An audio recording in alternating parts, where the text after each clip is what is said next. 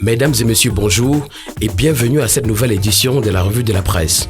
Nous vous invitons également à faire un tour sur nos différentes plateformes médias et à vous abonner à notre chaîne YouTube et à notre page Facebook Reflet d'Afrique Télévision.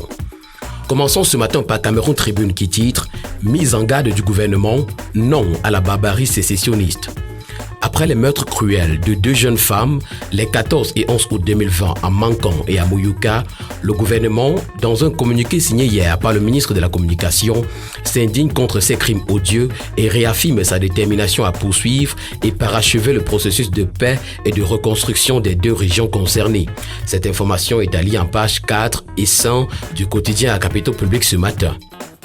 Le journal Le Messager est également un kiosque ce jour et titre « Crise anglophone, le retour au calme ne se décrète pas ». Jean-Michel Nietieu estime que seul le règlement définitif du contentieux historique et le retour au fédéralisme permettront une résolution pacifique du conflit dans le Nozo. Cette information est retrouvée en page 10 du quotidien Le Messager.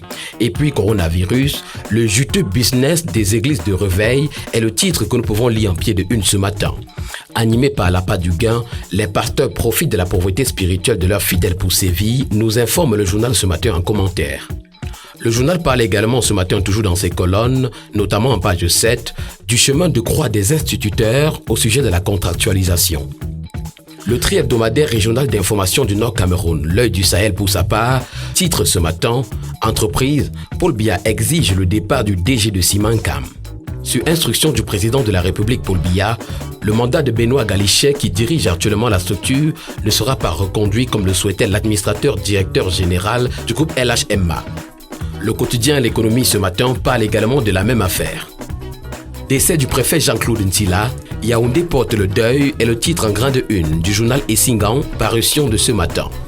Victime d'un accident vasculaire cérébral, au mois de juillet dernier, l'administrateur civil principal hors échelle est décédé mercredi 12 août 2020, laissant le département qu'il a administré pendant 10 ans et la capitale camerounaise dans la tristesse et la douleur.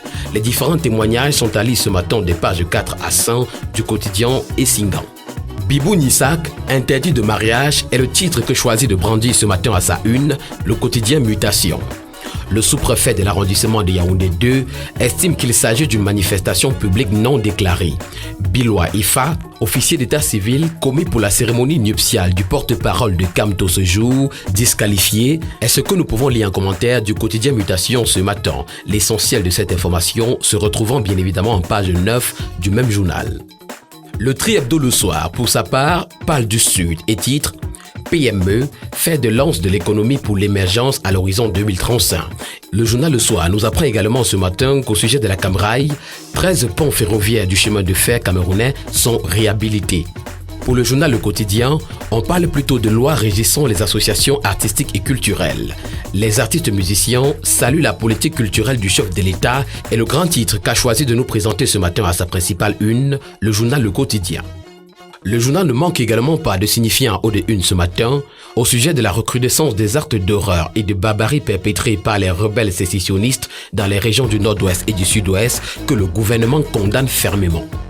Accaparement de terres, comment concilier protection des autochtones et développement est la grande interrogation ce matin qui est posée à la une du quotidien Émergence. Vallée d'Ultem, Sanaga Maritime, Nkam, les conflits fonciers se multiplient au Cameroun. 10 experts s'affrontent ce matin des pages 5 à 10 du quotidien Émergence. Le quotidien nous parle également ce matin en sa petite une, homicides, les féminicides en hausse. Le quotidien L'Épervier est également un kiosque ce matin et parle plutôt d'une autre chose. Insulte contre la tradition dans la MIFI.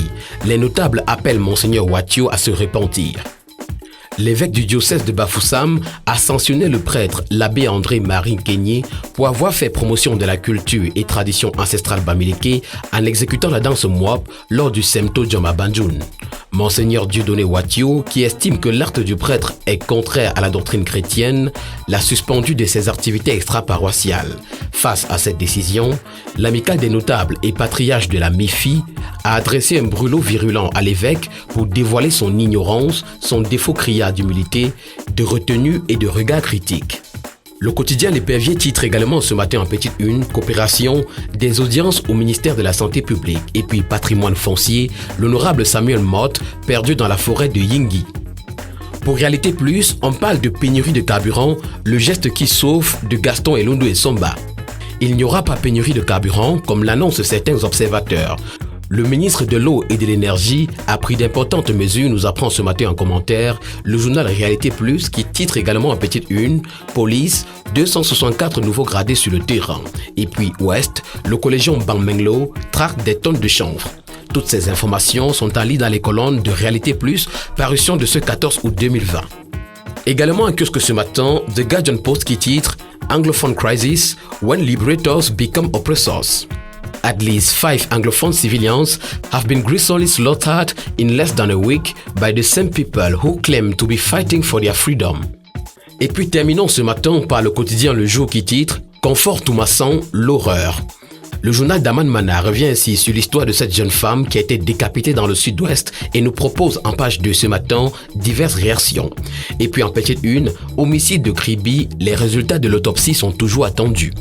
Mesdames et messieurs, c'est bien évidemment sur cette note que nous mettons un terme à cet exercice quotidien de revue de la presse. Elle vous a été offerte ce matin avec le concours du siècle de la paix au Cameroun. Ensemble, luttons contre la pandémie du coronavirus en faisant tout simplement un don aux adresses qui s'affichent au bas de votre écran. Quant à nous, nous vous donnons rendez-vous lundi prochain pour parcourir ensemble les unes qui vont paraître en kiosque. D'ici là, portez-vous bien, mais surtout, n'hésitez pas de vous procurer au prix des 400 francs seulement votre journal pour ainsi participer significativement à la vie de la presse au Cameroun. Bon week-end à tous.